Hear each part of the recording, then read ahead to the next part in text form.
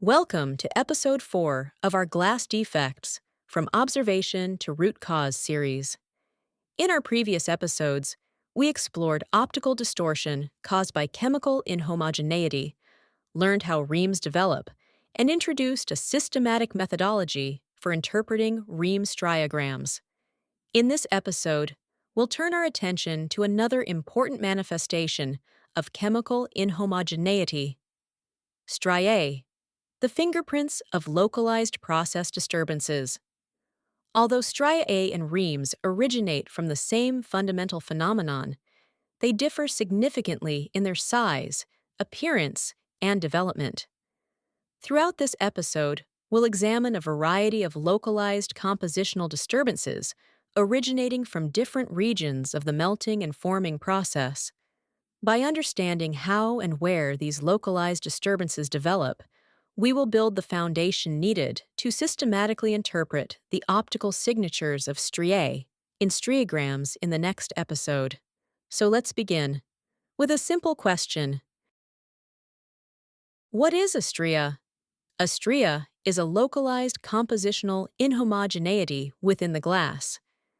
Because its composition differs slightly from that of the surrounding glass, it has a different refractive index, causing light to bend differently as it passes through the affected region.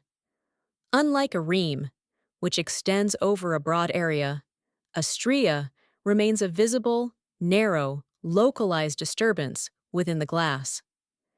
This difference is not accidental. It reflects the physical history of the disturbance inside the furnace, where it originated, how it evolved, and how effectively it became homogenized during melting. Understanding that physical history is the key to tracing a stria back to its origin, whether it results from localized refractory corrosion, a flow or convection disturbance, a phase transformation, contamination, or another localized process event. Now that we've seen what a stria is, let's take a closer look at what truly distinguishes it from a ream.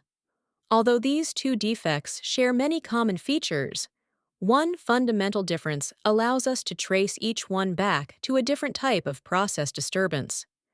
Understanding that difference is the key to identifying the root cause of the defect. The difference begins with the size of the original disturbance. Although both reams and striae originate from chemical inhomogeneity, they do not begin with the same type of disturbance. A ream originates from a broad compositional disturbance. A stria, on the other hand, originates from a localized compositional disturbance.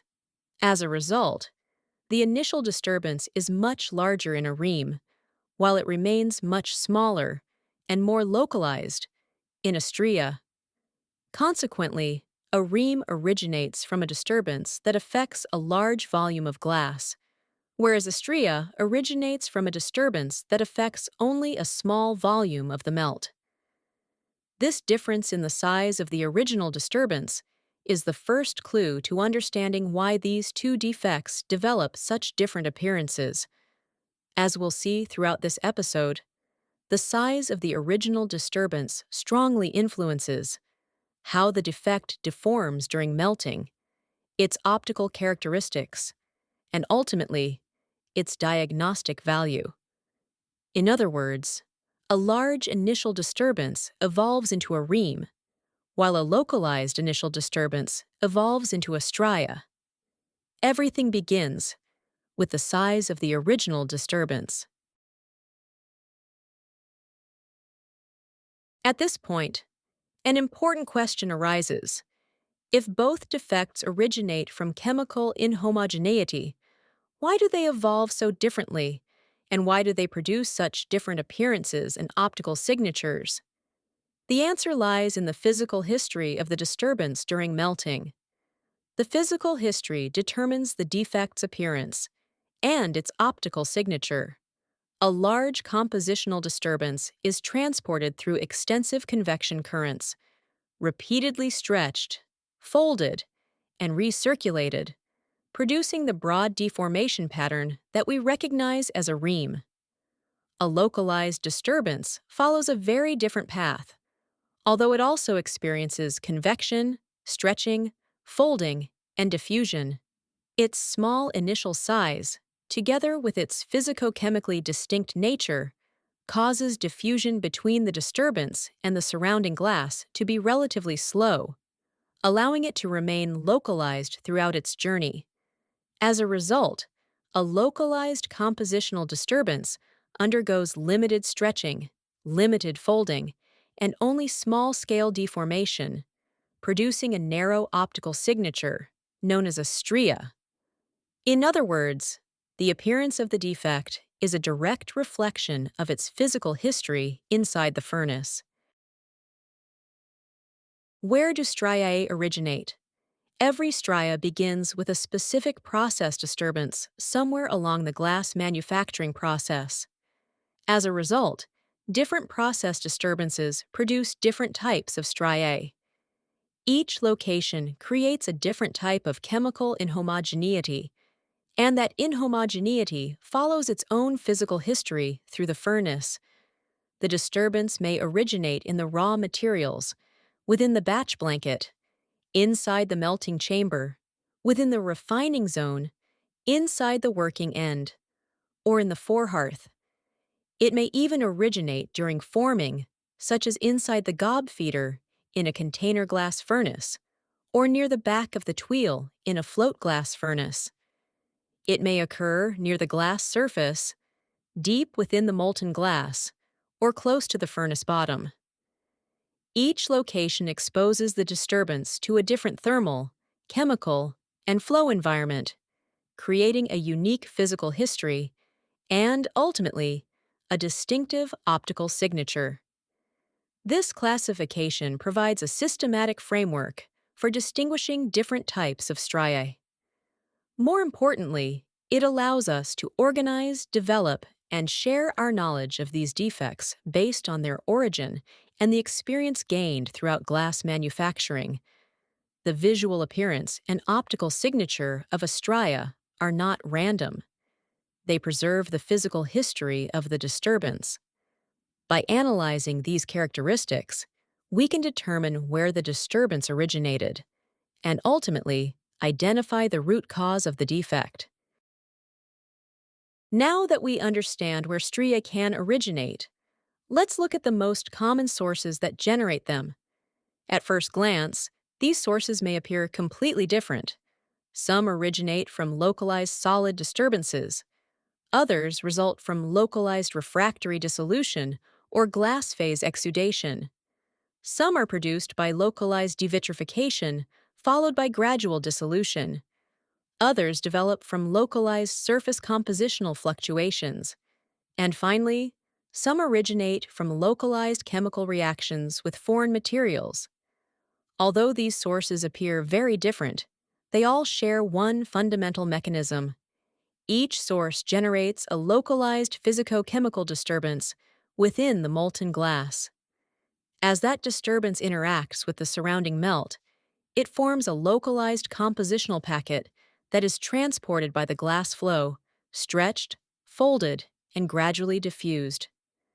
If the disturbance survives the homogenization process, it ultimately appears in the finished glass as a stria. This common evolution forms the foundation of our classification. Rather than classifying striae only by where they are observed, we classify them according to the mechanism that created the original localized disturbance.